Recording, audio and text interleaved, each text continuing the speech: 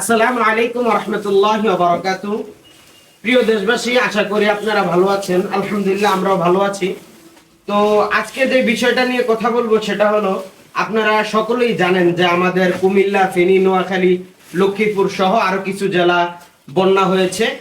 তো সেই বনবাসী মানুষের পাশে অনেক মানুষই দাঁড়াচ্ছে, তাদেরকে অনেক মানুষ হেল্প করতেছে।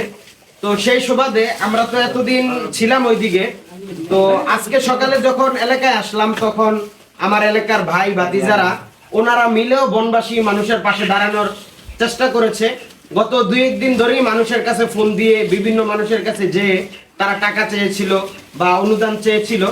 তো আলহামদুলিল্লাহ, আল্লাহ পাকের শুকরিয়া যে মানুষ তাদেরকে টাকা পয়সাও দিয়েছে এবং অনেক হেল্পও করেছে। বিশেষ করে যারা প্রবাসী আছে, প্রবাসীরা অনেক বেশি পরিমাণ তাদেরকে হেল্প করেছে এবং অনুপ্রেরণা তাদের ভিতরে জাগিয়ে